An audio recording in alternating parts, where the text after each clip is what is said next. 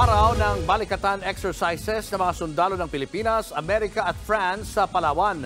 Nagpamalas agad ng tikas ng helicopter ng Philippine Navy na pinalipad ng mga pilotong Pinay. Nasa front line na balitang yan si Radial Pawid.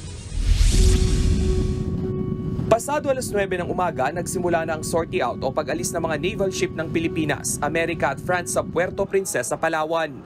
Ito ang mga barkong lalahok sa Philippine-US Balikatan 2024. Dalawang barko ng Philippine Navy, ang BRP Ramon Alcaraz at BRP Davao del Sur. Dala naman ng US Navy ang kanilang USS Harper's Ferry, habang ang French Navy sakay ng Floral-class frigate FS Vendémiaire. Nagkaroon ng division tactics ang 4 na barko nitong hapon.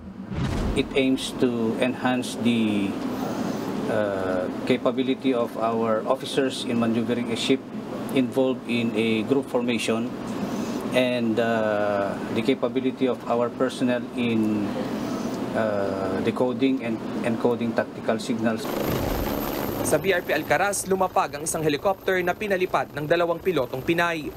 Ang onboard ship landing malaking tulong daw sa water emergencies. Nagpakitang gilas din ang ilang Philippine Navy personnel sa monitoring at inspection sa mga lumapag na helicopter sa barko. Sa ship formation patungo sa northeast ng Palawan kung saan gaganapin ang iba pang naval exercises, nakapronta ang French naval ship na Vendémiaire, habang nasa likuran ko naman ang USS Harper's Ferry.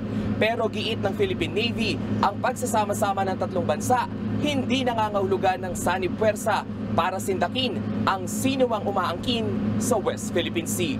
Exercise does not have the intent of showing to address a current scenario. It only aims to enhance interoperability and capability of personnel.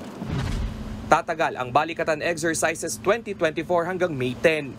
Nagbabalita mula sa frontline, Radial Pawid, News 5. Mga kapatid, Lucy Cruz Valdez po, maging maalam at may pakialam sa mga napapanahong balita sa bansa. Tumutok at mag-subscribe sa News 5 social media pages.